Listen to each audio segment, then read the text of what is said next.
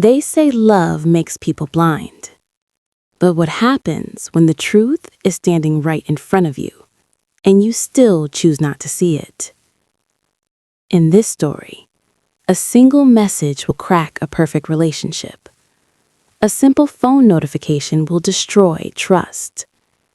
And one woman will slowly realize that sometimes the person you sleep beside is the one you know the least.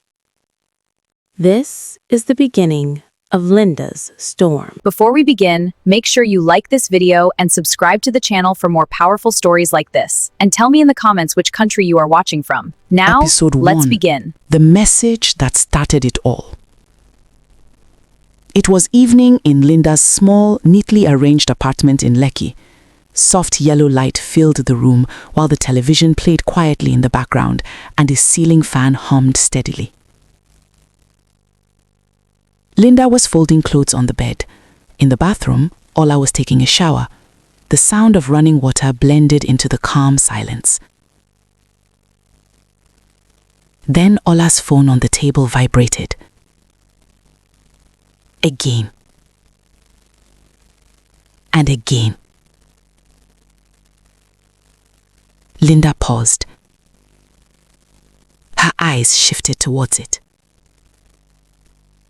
The phone vibrated once more.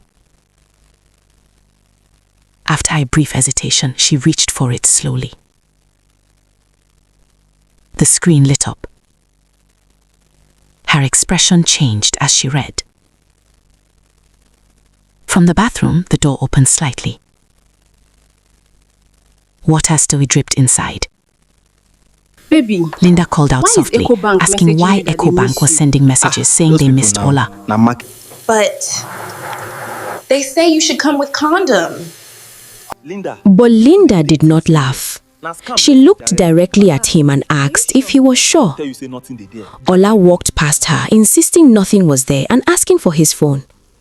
Linda did not move immediately. She studied his face carefully.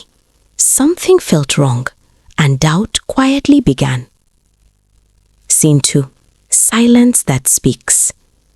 Later that night, the apartment was dim. Only a bedside lamp lit the room.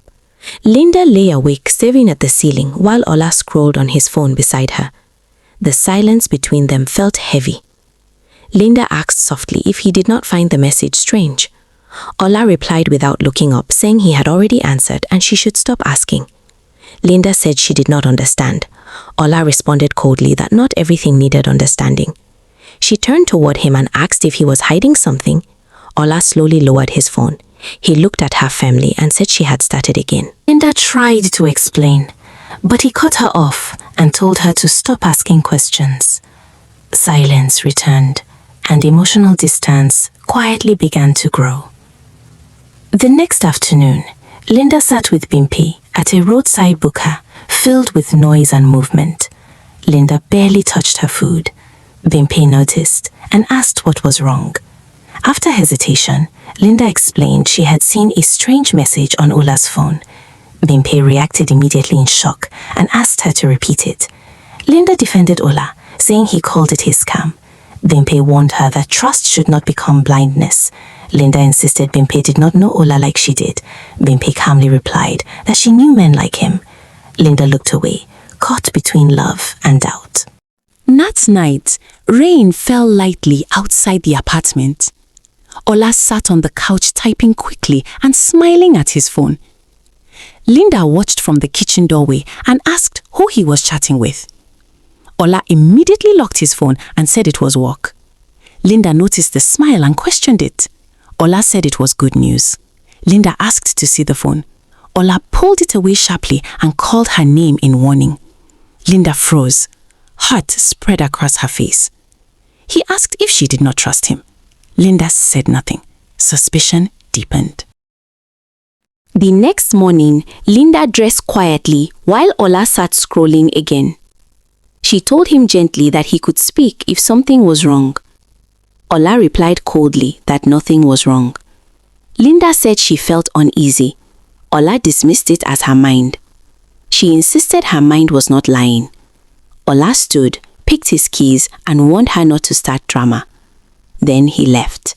The door closed. Linda stood alone in silence. Later that day, Linda arrived at Bimpe's house.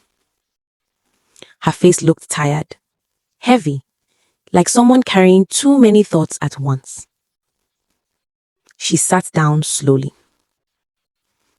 Bimpe watched her closely. Linda began to speak, carefully. She told Bimpe everything that had happened. The message, the way Ola reacted, the silence, the distance. As she spoke, her voice weakened.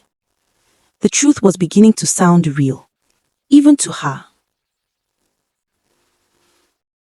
Bimpe's expression changed, from concern to frustration. Bimpe, firm, controlled anger.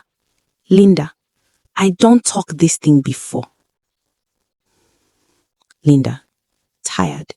You just don't like him. Bimpe, sharper now. It's not about like. Open your eye. Linda, frustrated, almost breaking.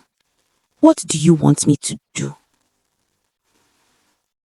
Bimpe, slow, serious. Check his phone properly. Stop pretending. Linda goes quiet. Her eyes drop. For the first time, she doesn't argue back. And in that silence, something begins to shift. That night, Linda sat in the dark. The apartment was quiet, too quiet. Ola was asleep, his breathing slow, unbothered. Linda looked at him. Then she looked at his phone. Her fingers trembled. For a moment, she hesitated. Then slowly, carefully, she reached for it. That night, Linda picked up the phone. That night, Linda held the phone tightly in her hands. Her fingers trembled, but she didn't stop. Slowly, she unlocked it. The screen lit up, and everything changed. Messages, pictures, voice notes, different women, different names. Her eyes moved faster now, scrolling, reading, trying to understand. Then suddenly she stopped. Her breath caught. Her chest tightened. The truth was no longer hiding. Her lips parted slightly, but no words came out. Her breathing became uneven, shallow, heavy. Linda whispered, "No, no, this can't be real." Tears filled her eyes. Then they fell, one after the other, silently. She kept staring at the screen, as if looking longer might change what she was seeing. But it didn't. The truth stayed, clear, cold, and impossible to ignore. Then, one day, on a busy Lekki street, Linda walked alone as cars passed. She stopped suddenly. Across the road, Ola stood there, laughing, with another woman. His hand rested on her waist, comfortably, like it belonged there. Linda froze. Everything around her seemed to slow down. Her chest tightened, her breath caught. She whispered his name, Ola, then louder, Ola! Ola turned, and the moment their eyes met, shock hit his face. Linda's voice shook as she asked if that was his work. Immediately, Ola became defensive. He said it was not what it looked like. Linda demanded an explanation, her voice breaking. Ola raised his voice, asking why she was causing a scene. Linda shouted back, saying he was embarrassing her. People began to stare, whispers spreading. The other woman stepped back, and in that moment, the truth was no longer hidden. Linda sat alone on the floor that night. Her phone rested in her hand. Tears fell silently. No words, no strength, just truth. At Mama Bola's compound, she spoke calmly.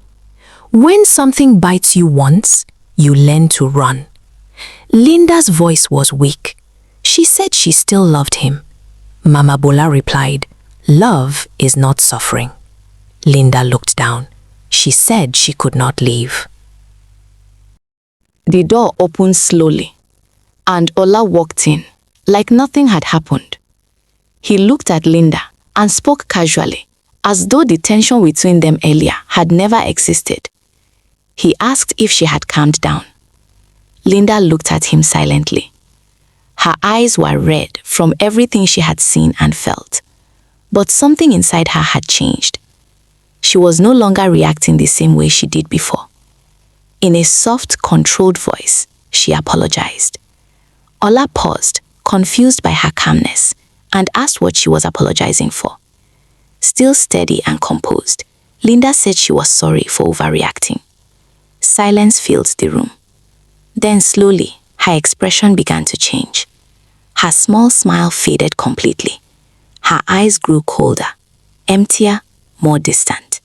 And in that quiet moment, it became clear that something in her had shifted forever.